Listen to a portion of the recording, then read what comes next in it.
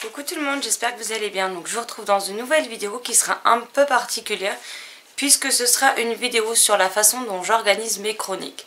Donc il y aura aussi une autre vidéo à peu près dans le même genre. Et je remercie, donc j'espère ne pas écorcher ton pseudo, c'est Chanorax qui m'a demandé si je pouvais les faire. Et vu que j'ai trouvé l'idée plutôt sympa, je me suis dit que il n'y avait pas de problème, j'allais faire ce genre de vidéo. Donc c'est vrai que alors ça fait un peu plus, ça fait à peu près 3 ans et demi. Bon, dans 4 mois ça fera même 4 ans que j'ai le blog. Mais il faut savoir que avant d'ouvrir mon propre blog, j'ai découvert l'univers de la blogo grâce au blog Dans notre petite bulle, qui à l'époque était dans ma petite bulle et qui était tenue par Tess. Aujourd'hui c'est les Tessicops qui s'en occupent. Alors je continue à y aller, malheureusement plus autant que je pouvais le faire avant. Mais c'est ce blog qui m'a donné envie de découvrir. Et une fois j'avais pu faire une chronique sur le blog, qui était une chronique d'un des tomes de la série Angela de Julia Hemptin. Et c'est comme ça que j'ai commencé à faire ma toute première chronique. Et en fait, ce jour-là, si vous voulez, donc j'ai mis le résumé qu'il y avait derrière le dos du livre. Mais j'ai décidé de faire ma chronique, si vous voulez, en 3 parties bien distinctes. La première concerne un résumé que je vais faire à ma sauce en fait, qui n'est pas forcément toujours pareil que le résumé que vous pouvez trouver sur la 4ème de couve. D'ailleurs il n'est jamais pareil, parce que parfois la 4ème de couve ou elle en dit rien du tout, ou alors elle en dit beaucoup trop. Donc je fais toujours mon propre résumé. Ensuite je me consacre à une partie qui en général parle de 3 personnages de l'histoire. Je dis bien en général parce que des fois on va avoir que 2 personnages principaux, parfois on va en avoir beaucoup plus et des fois j'ai beaucoup de mal à en choisir 3. Donc on va dire qu'il y a entre 2 et 3 personnages de présenter à chaque fois. Donc c'est en général les personnages sur lesquels j'ai peut-être le plus de choses à dire au final. Donc c'est vrai que je détaille bien ma chronique de cette façon, ils ont chacun un paragraphe bien distinct. Ce qui fait aussi que mes chroniques ne plaisent pas à tout le monde parce que parfois elles sont longues, elles sont même très souvent longues, et certaines personnes veulent un avis assez court, clair, net et précis. Et moi quand je fais quelque chose, il faut savoir que c'est ou je l'ai fait jusqu'au bout ou je ne les fais pas du tout en fait. Je n'aime pas faire les choses à moitié, et si c'est pour les faire à moitié, je vous dis je les commence même pas. Donc c'est vrai que moi j'ai cette manie de faire mes chroniques. Après je sais que ça ne convient pas à tout le monde et j'en suis désolée. Pour ceux qui veulent des avis plus courts, il faut qu'ils regardent les points lecture sur la chaîne. Mais au niveau chronique, ça reste comme ça, et à l'heure actuelle j'ai pas envie de changer en fait. Je ne dis pas que ça restera toujours comme ça, mais à l'heure actuelle j'ai pas envie de changer ma manière de faire mes chroniques. Ensuite on a toujours un paragraphe qui concerne le style de l'auteur, l'univers qu'elle a créé, ce que j'ai aimé, ce que j'ai pas aimé dans le livre, quand il y a des choses que j'ai aimées ou que j'ai pas aimées.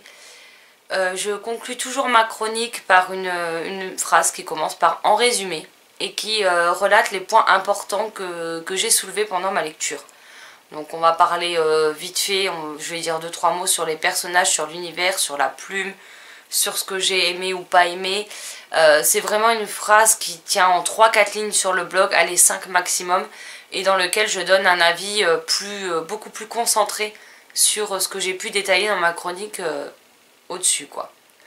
Et j'ai aussi fait le choix, donc ça c'est notamment vis-à-vis du blog Dans notre petite bulle, puisque c'est vrai que à l'époque les filles mettaient toujours des, je crois qu'elles le font toujours d'ailleurs, elles mettaient toujours des extraits de passages de romans qui leur ont plu, qui les ont marqués. Et c'est vrai que j'ai pris cette manie du coup en les regardant, mais aussi en faisant ma première chronique sur leur blog, tout simplement de mettre 3 extraits par chronique. Alors quand ça va être des BD ou des albums jeunesse, les extraits vont surtout être des illustrations. Maintenant quand c'est des romans, que ce soit des romans jeunesse, que ce soit des nouvelles, que ce soit des romans young adulte, tout ce que vous voulez, là je mets des passages du roman. Alors au début mes extraits étaient très courts puisque ça se résumait à 1 ou 2 phrases chaque extrait. Maintenant c'est en général des petits paragraphes comme ça, ça fait ça sur le blog, je sais pas, ça doit faire entre 5 et 10 lignes. Parce qu'il y a des passages qui me marquent, il y a des passages qui me plaisent pour une raison ou une autre et que j'ai envie de partager avec vous. Et que c'est notamment ce genre d'extrait que j'ai envie de retenir le plus de ma lecture. Donc ça, c'était vraiment la façon dont je décompose ma chronique à l'écrit, si vous voulez. Maintenant, il faut savoir que quand je lis un roman, j'ai déjà un travail pour ma chronique qui est fait en amont, en fait. Donc là, je vais vous montrer, c'est ma façon dont je le fais depuis le début de l'année. Parce qu'au début, je ne prenais jamais de notes pour tout ce qui était les livres papier que je pouvais lire. Je mettais simplement, vous savez, les petits post-it de couleur là qui se décollent et se recollent plusieurs fois. Et pour mettre les extraits que je voulais renoter dans ma chronique, mais c'est tout ce que je faisais. Je préparais rien d'autre, je collais juste quelques morceaux de post-it au fur et à mesure de ma lecture pour les extraits que je voulais recopier par la suite. Et puis je me suis rendu compte que parfois j'ai malheureusement pas toujours le temps de faire ma chronique immédiatement après. Et en 2017 mais également en 2016, il y a eu des chroniques que j'ai dû laisser tomber puisque je ne savais tout simplement plus quoi dire dessus. Parce que ça faisait trop longtemps que je les avais lues, donc pour trouver quoi dire dans un point lecture qui est très court, j'ai pas eu vraiment de problème. Par contre maintenant pour aller dans le détail des choses comme j'aime le faire en chronique, c'était juste plus possible. Donc cette année j'ai décidé de m'organiser autrement. Donc, je vais vous montrer. Parce qu'après il y en a, je les ai lus d'une traite, donc du coup j'ai pas pris beaucoup de notes.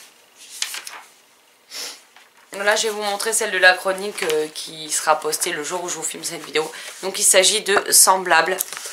Donc dans mon carnet on a donc le titre, ensuite on a des infos, donc on a titre, auteur, éditeur, parution, page, prix, mes notes. Alors sur 5 pour le blog et sur 20 pour Livre Addict.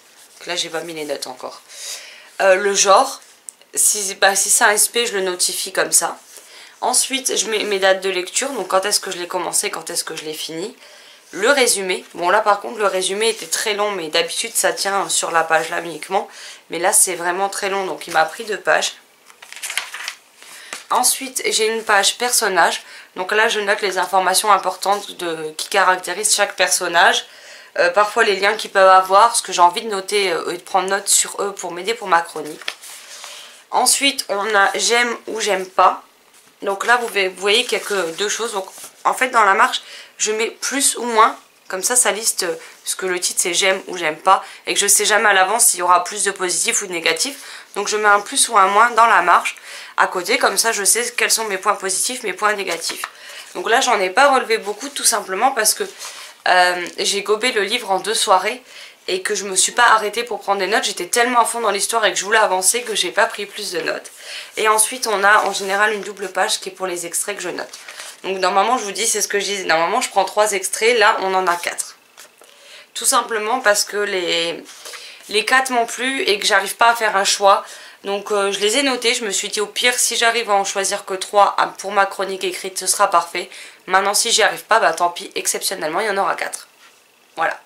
Donc c'est vrai que maintenant je fais ce carnet que ce soit pour les livres, aussi bien les livres lus en numérique que les livres papier. Parce que c'est vrai que les livres numériques j'étais obligée de noter tout de suite au fur et à mesure parce que si vous devez vous amuser sur la liseuse après à retourner sur la page correspondante, c'était beaucoup plus compliqué que dans les livres papier.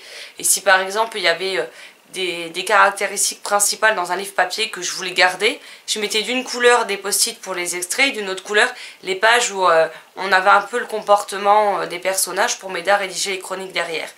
Puis comme je vous dis, ça me convenait pas parce qu'après j'étais plus capable de faire mes chroniques quand ça faisait un moment que je les avais lues. Donc maintenant j'ai décidé de faire un carnet. Donc c'était pas le premier carnet que je vous ai montré dans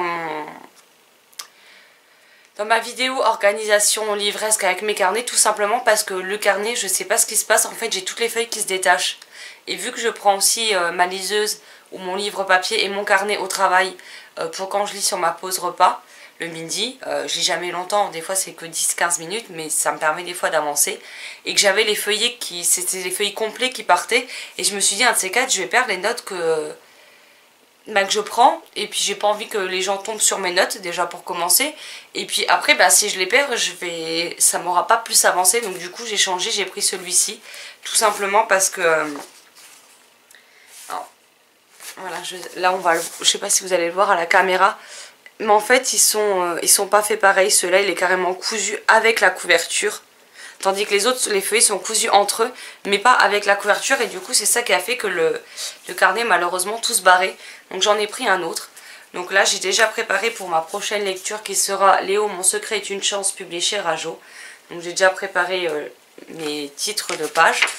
Après il faut que je note le résumé et les informations. Et puis en fait j'ai toujours mon livre ou ma liseuse et j'ai le carnet avec toujours un stylo bleu basique à côté de moi sur une chaise pour pouvoir prendre mes notes au fur et à mesure de ma lecture.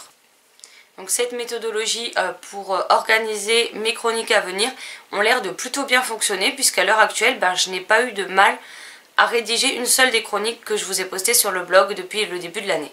Alors certes on n'en est qu'à un peu plus d'un mois on va dire de tentative, mais je vais continuer sur l'année et si je vois que ça fonctionne vraiment sur la longueur, je continuerai à fonctionner de cette manière, surtout que les carnets ici c'est pas ce qui manque, que de toute façon au prix des carnets qu'on trouve chez Action ou chez Emma entre autres, je veux dire on va pas se ruiner, on en trouve aussi des fois chez Stockomanie, donc on se ruine clairement pas puisque les carnets allez au maximum vous allez payer 5 €, souvent vous les avez pour 1 €.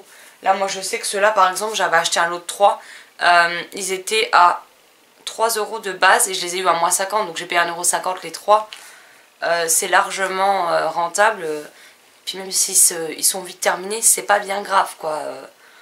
Donc je vais voir et si ça continue sur cette lancée je continuerai cette méthode puisque ça m'aide vraiment beaucoup au final et ça me permet d'éviter de perdre trop de temps sur mes chroniques puisqu'en moyenne je passe quand même 1h30 à 2 heures par chronique écrite que je vous rédige sur le blog et que en fin d'année, on va dire entre septembre et décembre 2017, j'étais plus entre 2h30 et 4 heures sur une seule et même chronique, justement parce que je prenais pas ce type de notes et que je bloquais complètement, que je savais plus quoi dire, j'arrivais plus à rédiger mon ressenti dessus et perdre un temps infini comme ça, clairement je peux plus.